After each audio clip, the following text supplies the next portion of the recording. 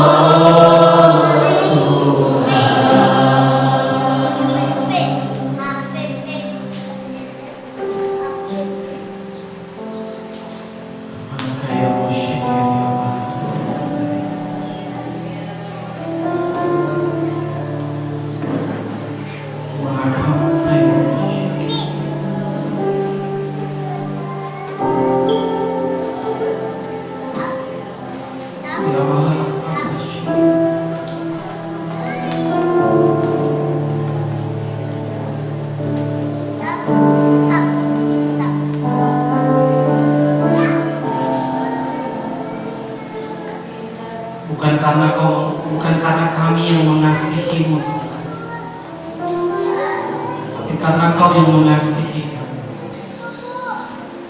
Bukan karena kami setia, tapi kami tahu Kau yang setia. Bukan kami yang mencari, tapi sesungguhnya Kau yang mencari setiap kami. Bukan baik kami, tapi baik-Mu Tuhan.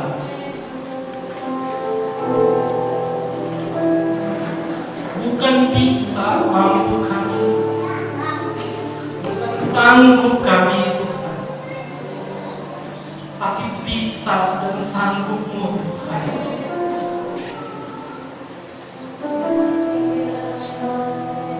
Terima kasih untuk anugerah. Terima kasih untuk kemurahan-Mu. Terima kasih untuk segala yang Kau kerjakan di dalam kehidupan kami. Semua baik, semua baik, semua baik. Apa yang Kau kerjakan dalam kami, tidak ada satupun yang keliru, tidak ada satupun yang salah. Engkau benar dalam segala jalan-Mu. Engkau benar dalam segala yang Kau kerjakan dalam hidup kami. Sehingga pagi ini kami semangat-Mu Tuhan. Kami satukan hati. Kami katakan Kau saja yang kami sembah. Engkau saja yang kami sembah. Engkau saja yang ditinggikan di tengah-tengah kami. Semua pujian, semua penyembahan, semua sorak-sorai kami hanya untuk satu nama, nama Yesus, nama yang termanis dalam hidup kami, nama yang paling kuat dalam hidup kami. Terima kasih Tuhan. Ini tempat-Mu, ini waktu-Mu, dan semua kami kepunyaan-Mu Tuhan. Sampaikan isi hati-Mu, sampaikan sayang-Mu kepada tiap-tiap orang, sehingga tidak ada satupun di antara kami pulang dengan keadaan yang sama, tapi sayang-Mu, kasih-Mu memenuhi, melingkupi setiap kami. Terima kasih Tuhan. Terima kasih.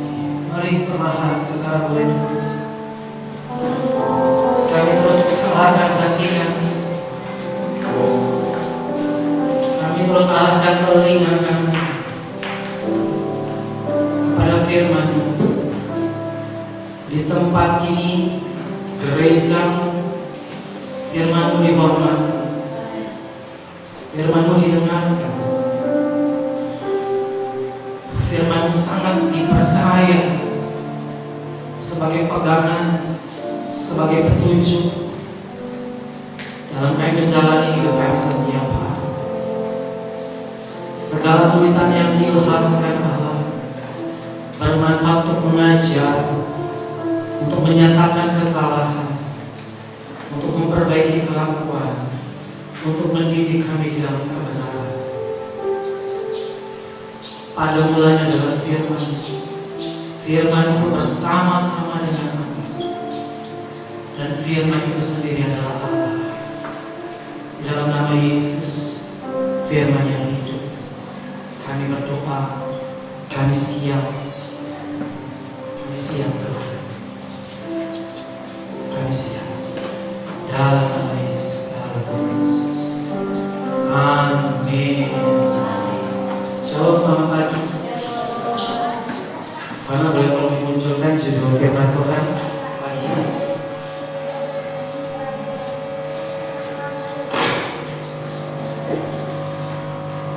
Shalom, selamat pagi. Mari boleh bersama-sama dengan saya membaca judul firman Tuhan pagi ini. Oke, masih belum masih. Mari kita samakan fokus, mari kita samakan fokus, nggak usah teralih kiri kanan. Oke. 3, 2, 1. Menjaga hati baik. Katakan sekali lagi 3, 2, 1. Menjaga hati baik. Menjaga hati baik. Kalau kita tanya sama orang-orang yang gak kenal kekristenan, Kevin boleh suaranya masih mendengung?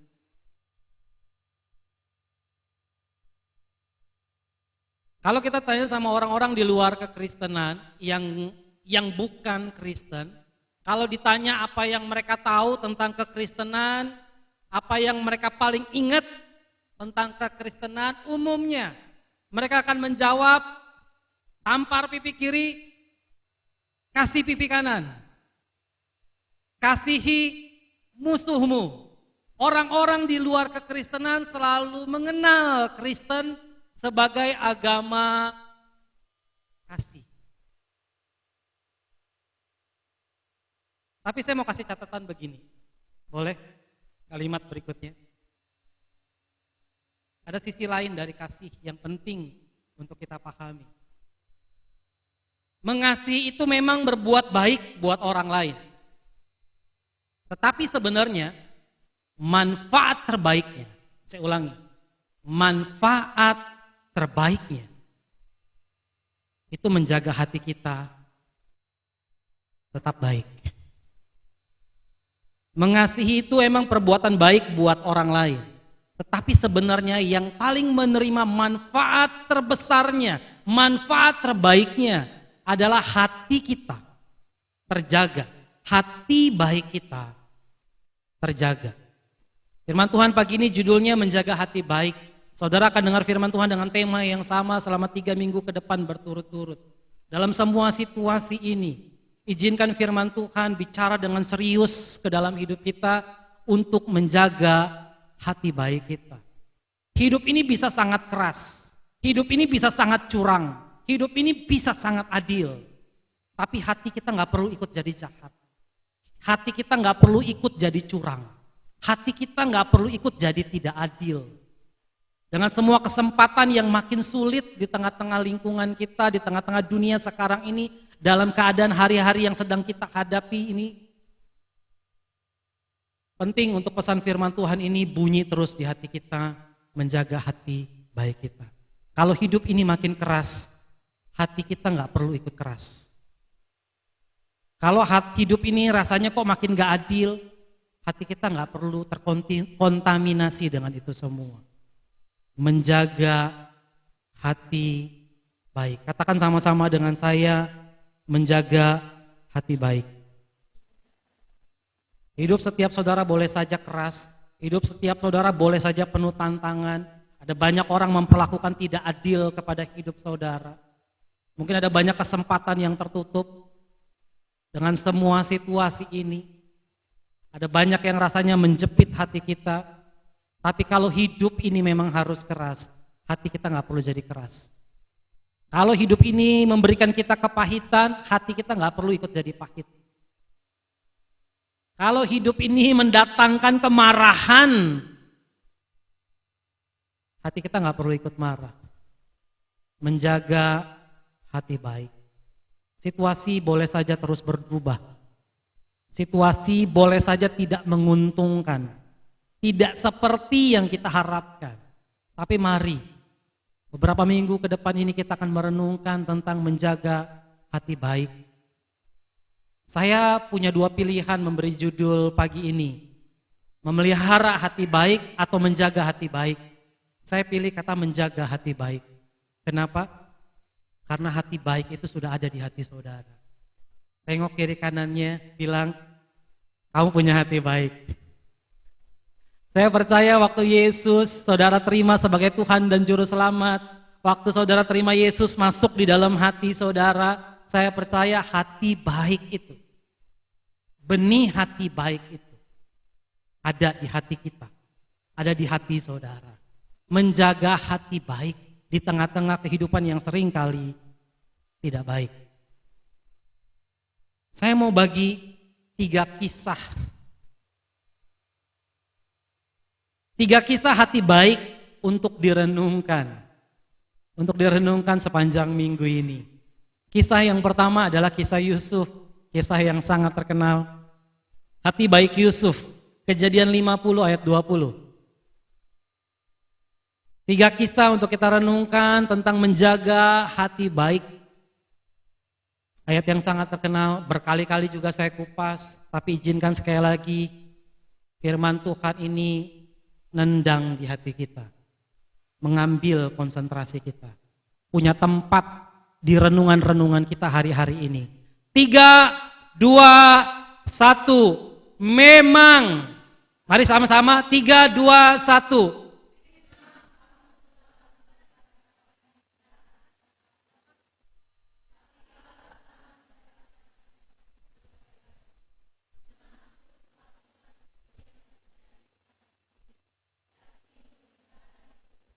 Oke, ditahan Van. Memang kamu telah mereka-rekakan yang jahat terhadap aku. Saudara, ini kalimat yang diucapkan oleh Yusuf.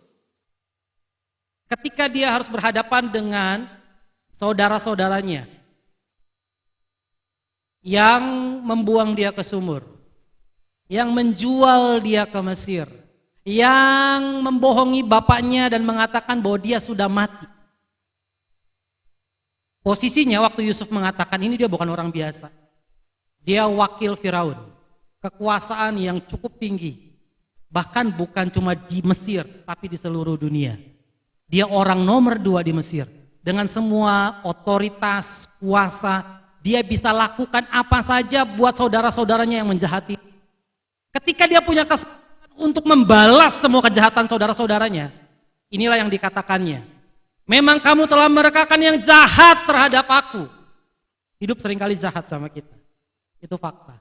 Tetapi Allah telah mereka-rekakan untuk kebaikan, maksud melakukan seperti yang terjadi sekarang ini, yakni memelihara hidup suatu bangsa yang besar. Ketika ada pilihan untuk membalas semua kejahatan saudara-saudaranya, Yusuf memilih untuk menjaga hatinya tetap baik. Saudara, saya meyakini setelah merenungkan bagian firman Tuhan ini, prestasi terbesar Yusuf bukanlah ketika dia menjadi orang penting di Mesir. Prestasi terbesar di Yusuf bukanlah ketika dia berhasil mengelola makanan ketika di saat-saat kelaparan untuk masa 7 tahun.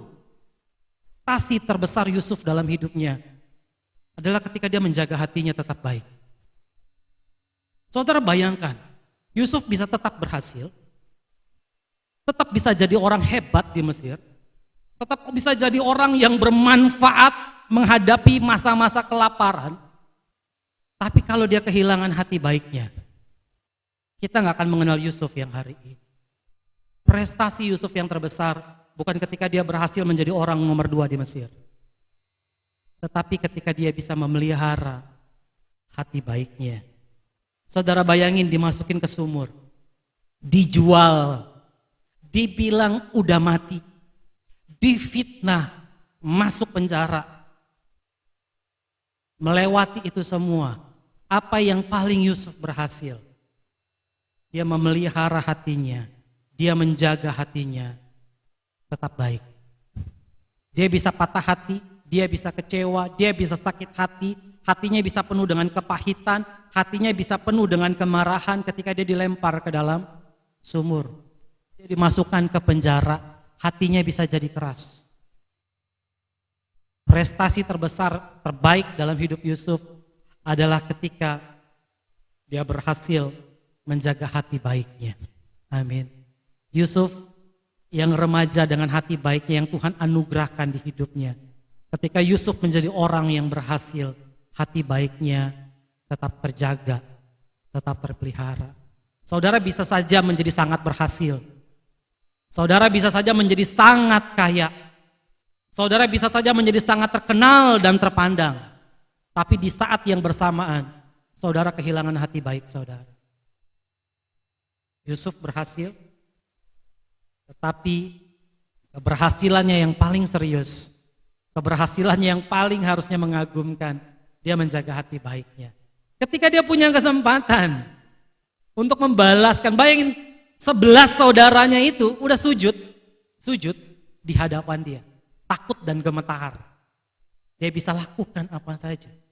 Yang tadinya dihina, diremehkan sebagai anak bawang, 11 saudaranya sujud di hadapannya. Dia bisa lakukan apa saja.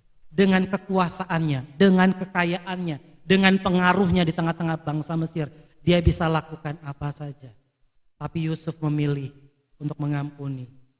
Hati baiknya dijaga.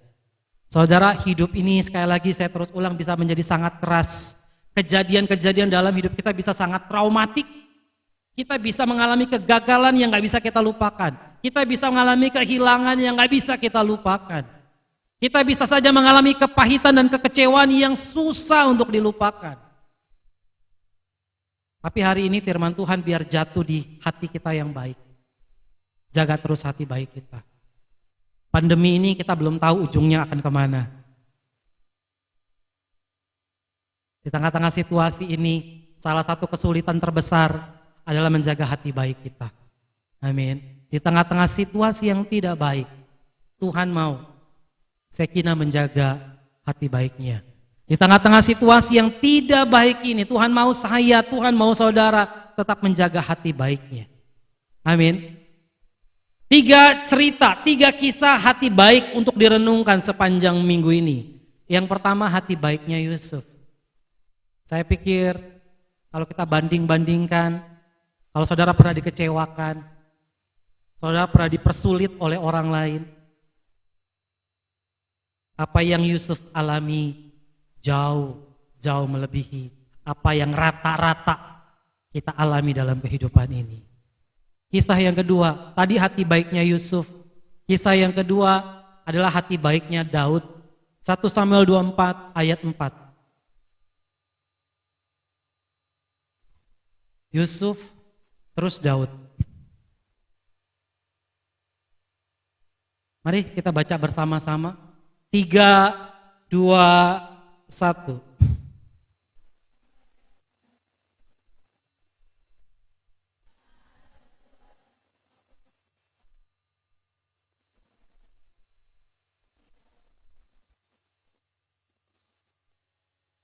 Oke, tadi Yusuf, ini cerita tentang Daud. Daud dikejar-kejar oleh Saul. Daud pahlawan perang, tapi diperlakukan seperti pengkhianat bangsa. Itu bertolak belakang luar biasa. Bahkan ada bagian di firman Tuhan yang bilang dia dikejar-kejar seperti anjing.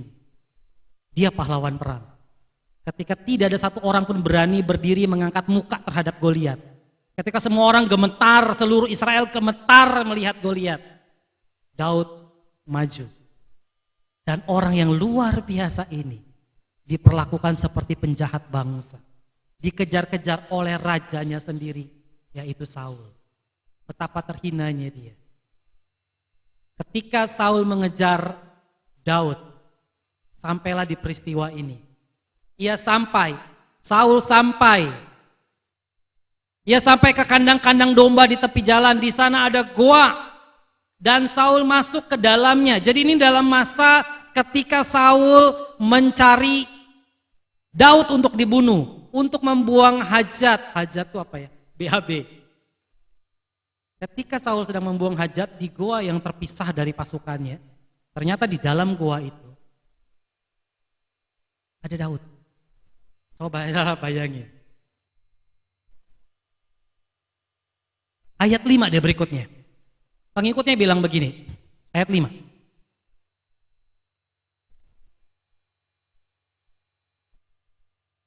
Lalu berkatalah orang-orang kepada Daud, telah tiba hari yang dikatakan Tuhan kepadamu. Sesungguhnya aku menyerahkan musuhmu ke dalam tanganmu. Lihat. Maka perbuatlah apa yang kau pandang baik. Daud sampai kepada pilihan, buatlah apa yang kau pandang baik. Di tengah-tengah banyak pilihan. Di tengah-tengah banyak pilihan yang Daud bisa lakukan kepada Saul. Ini yang dipilih Daud. Maka Daud bangun, lalu memotong punca jubah Saul dengan diam-diam.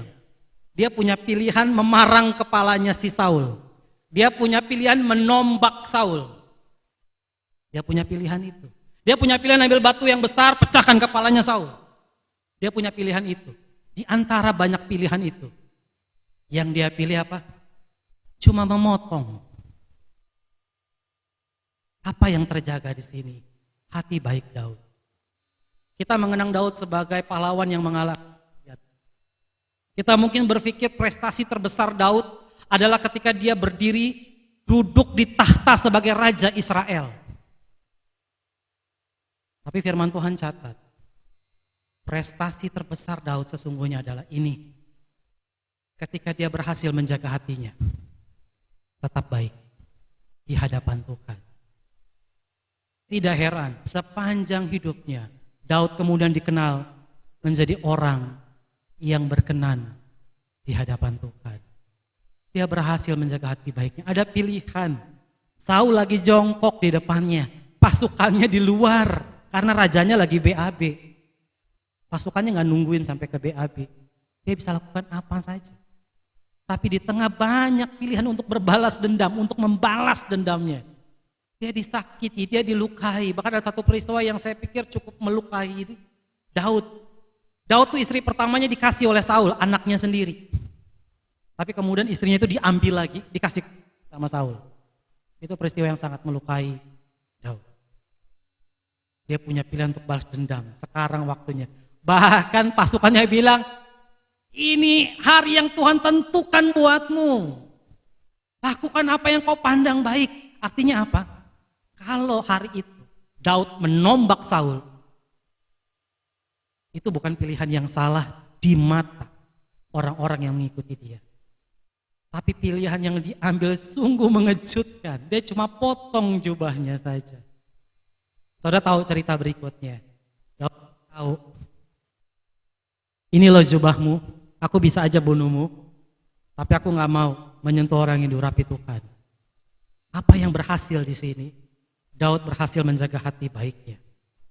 Hidup bisa saja sangat jahat sama kita. Orang-orang di sekitar kita bisa saja sangat jahat sama kita.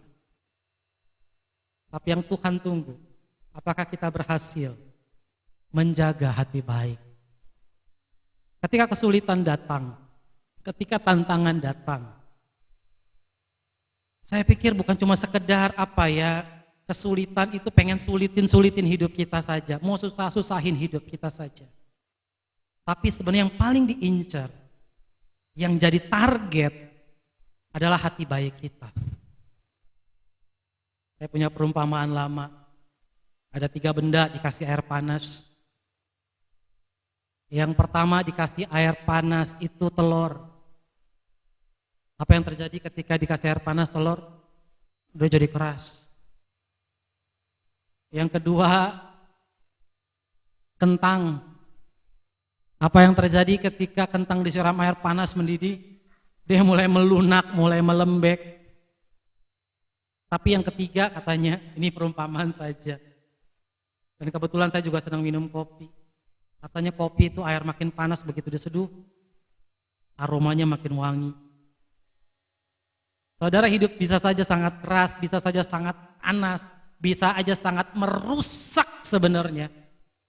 Tapi pilihan ada di tangan kita. Yusuf meyakini pilihan itu ada di tangan dia. Dia mau bantai 11 saudaranya ini. Orang Mesir akan tutup mata. Wajar saja. Oh, dia hampir kayak Firaun. Semua nyawa di Mesir itu tergantung. Saudara tahu ya, kalau ada raja, maka nyawa orang itu milik raja. Dia wakilnya raja. Ini bukan orang Mesir pula. Kalau hari itu dia bantai 11 saudaranya, tapi itu tidak dilakukannya. Dia memilih untuk menjaga hatinya tetap baik di hadapan manusia, di hadapan Tuhan. Daud punya kesempatan yang sama seperti Yusuf. Dia bisa menombak orang yang membencinya, yang mengejar-ngejarnya, yang mempermalukannya, yang menghinanya. Tapi Daud memilih untuk menjaga hati baiknya. Sehingga seumur hidupnya dia katakan, diam di rumah. Seumur hidupnya dia mengalami hidup yang diperkenankan oleh Tuhan. Situasi mungkin akan makin sulit. Ya, saya enggak sedang menebak-nebak. Tapi pesan firman Tuhan minggu-minggu ini, saya akan share ini 3 minggu ke depan. Kalau beberapa waktu yang lalu kalau saudara ingat, berturut-turut 3 kali saya menyampaikan firman Tuhan, hidup yang berpusat pada ucapan syukur. Hari ini mari ingat, di tengah-tengah semua situasi yang sementara sedang menekan kita, semua kita terdampak oleh situasi ini. Mari tetap jaga hati baik kita. Amin. Sehingga ketika ini berlalu, ketika ini semua berlalu, kita boleh seperti Yusuf, kita boleh seperti Daud, hidupnya berkenan di hadapan Tuhan. Yang ketiga, saudara, yang darahnya akan kita hormati lewat perjamuan kudus. Hati baik Yusuf, hati baik Daud, hati baiknya Yesus. Lukas 23 ayat 34.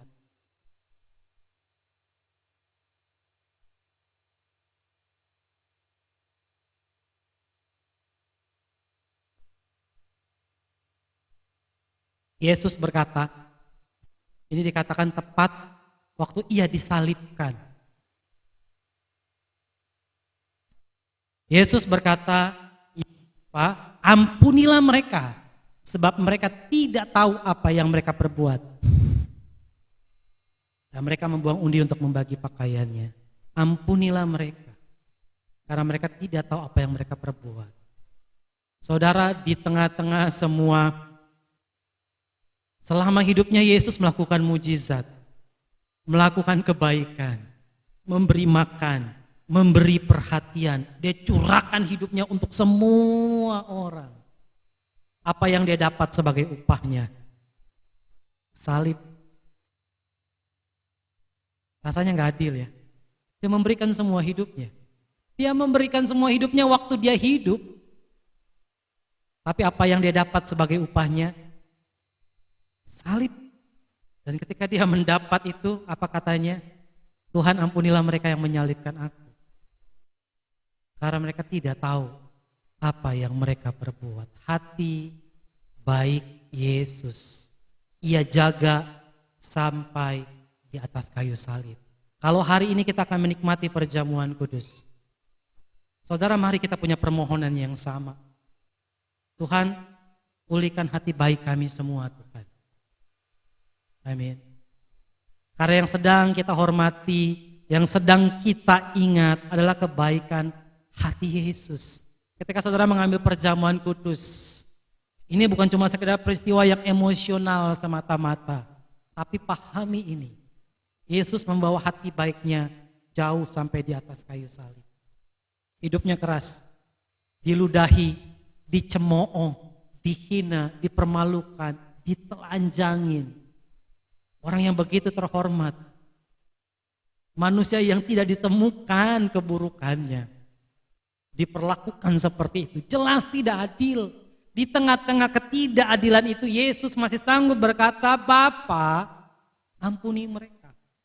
Ampuni mereka.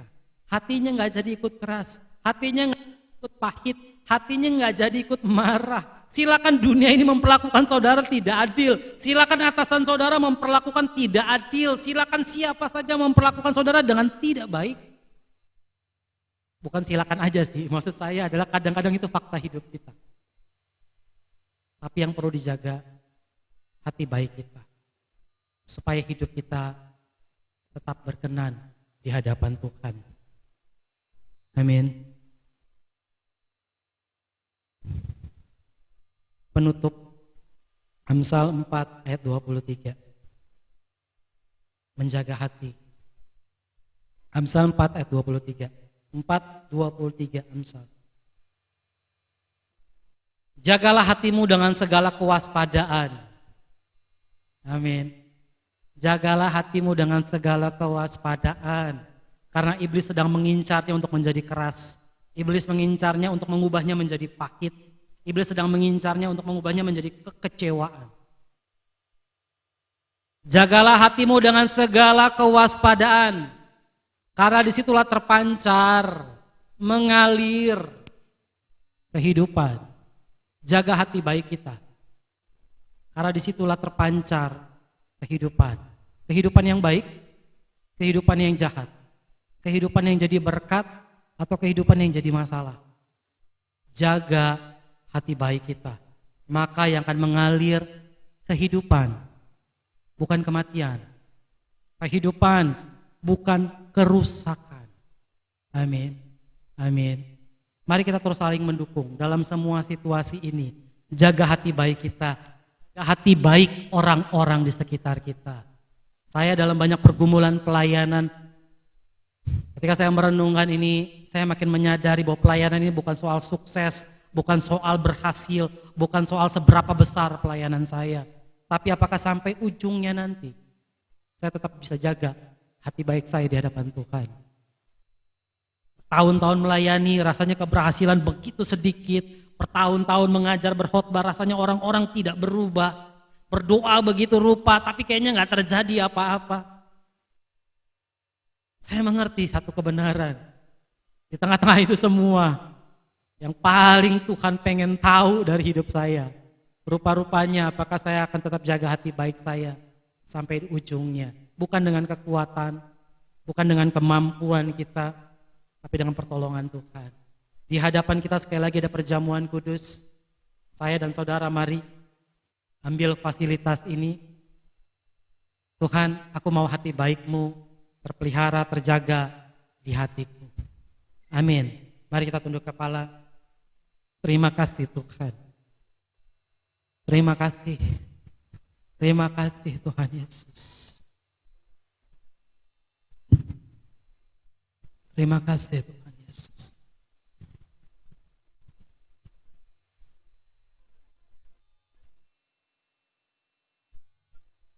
Mari pagi ini, sebelum kita mengambil bagian dalam perjamuan kudus, mari kita masing-masing berurusan dengan hati kita masing-masing.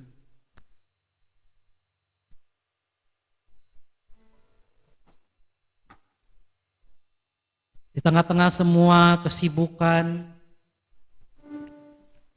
di tengah-tengah hidup yang rasanya begitu cepat, ambil waktu pagi ini untuk berurusan dengan hati kita masing-masing.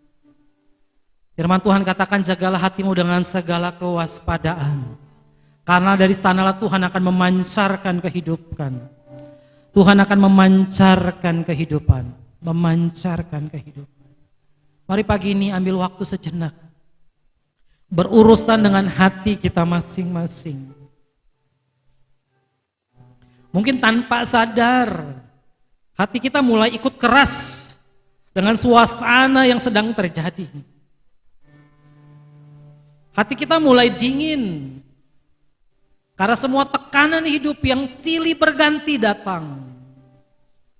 Bahkan beberapa kesempatan hati kita menjadi tawar.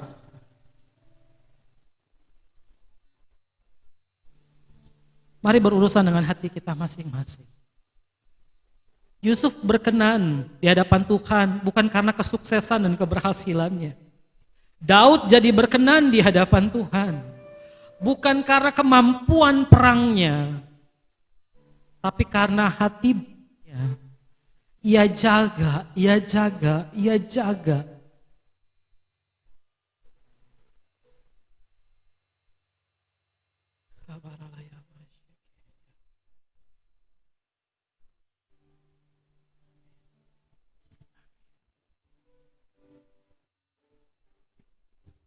Yesus menjaga hati baiknya, bahkan sampai di atas kayu salib. Di tengah-tengah kesulitan yang paling sulit, firman Tuhan katakan jaga hatimu. Di tengah-tengah kesukaran yang paling sukar, jaga hatimu. Di tengah-tengah tekanan yang paling menekan sekalipun, jaga hatimu. Jaga hati baikmu. Jaga benih hati baik yang Tuhan taruh ketika dia masuk di hati kita. Ketika kita mengaku dia Tuhan. Ketika kita mengatakan dia juru selamat, dia tinggal di hati kita. Menumbuhkan benih hati baik. Sehingga firman Tuhan katakan, aku bukan aku lagi, tetapi Tuhan yang tinggal di dalamku. Amin. Amin. Amin. Haleluya. Amin. Amin. Satu tambahan lagi. Ternyata saya lihat Eca sudah ada di tengah-tengah kita. Jadi Eca udah sempat ke Padang Sidempuan karena mamahnya meninggal minggu yang lalu. Atas nama seluruh jemaat, semua yang mengasihi Eca di tempat ini, ya Sekina mengucapkan turut berduka cita sedalam-dalamnya buat Eca, buat Mita, buat papanya Eca, dan seluruh keluarga yang sedang berduka. Kami terus mendoakan, terus mendukung. Ya, nanti berita ibadah penghiburan saudara bisa pantau di WhatsApp kalau memang nanti ada. Mungkin beberapa perwakilan dari KA bisa ikut bergabung. Tapi pengumuman lebih detail akan diumumkan lewat WhatsApp. Sekali lagi, Pak Eca, Mita, dan seluruh keluarga besar tetap kuat. Roh Kudus yang memberi penghiburan sekarang sampai selama-lamanya. Amin. Mari kita tunduk kepala. Tuhan, kami mengucap syukur kalau kami boleh melihat Eca kembali bersama-sama dengan kami. Ketika sebelumnya harus kembali ke kampung untuk melepas mamah tercinta yang Tuhan panggil. Kami percaya Tuhan semua yang Kau buat baik. Semua Kau yang buat baik Tuhan Yesus. Engkau yang memberi kekuatan, Engkau yang memberi penghiburan. Sehingga sukacita Allah tidak pernah hilang dalam hidup keluarga dan rumah tangga mereka. Mereka terus menghadapinya dengan ucapan syukur, dengan hati yang penuh iman dan percaya bahwa Tuhan mengerjakan yang terbaik buat hidup mereka. Anak-anak yang ditinggalkan, Tuhan Engkau beri hiburan, beri penghiburan, berikan kekuatan, berikan pengharapan. Sehingga tidak sehari pun, tidak sedetik pun mereka menjadi lemah. Karena Engkau yang menguatkan mereka dari waktu ke waktu. Maka kaki-kaki mereka akan tetap kokoh seperti rusa-rusa yang naik ke puncak-puncak gunung. Melengkapi dan mencapai rencana-rencana kehendak Tuhan dalam hidup mereka semua. Hamba-Mu serahkan keluarga yang berduka sepenuhnya ke dalam tangan-Mu Tuhan. Terima kasih, terima kasih. Mari jemaat yang dikasihi Tuhan. Angkat tangan-Mu, angkat hati-Mu dan terimalah berkat Tuhan. Terimalah dan bawa pulang berkat damai sejahteranya yang melampaui segala akal. Terimalah dan bawa pulang sukacitanya yang tidak akan berhenti mengalir dalam hidupmu. Terimalah dan bawa pulang berkat kasih karunia-Nya yang akan semakin berlimpah-limpah di dalam kehidupanmu. Terimalah dan bawa pulang berkat perlindungan Tuhan. Terimalah dan bawa pulang berkat untuk menjadi berkat. Tuhan, kami terima semua berkat ini di dalam nama Yesus yang mempunyai kerajaan, kuasa, dan kemuliaan sampai selama-lamanya. Amin, amin. Terima kasih Yesusku. Terima kasih Yesusku, terima kasih Yesusku. Puji syukur hanya bagi Tuhanku. Terima kasih Yesusku, terima kasih Yesusku. Puji syukur hanya bagi Tuhanku. Puji syukur, puji syukur hanya bagi Tuhanku. Puji syukur hanya bagi Tuhanku.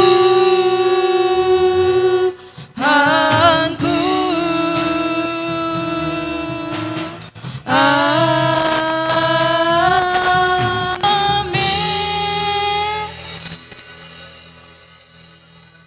Semua Tuhan Yesus memberkati.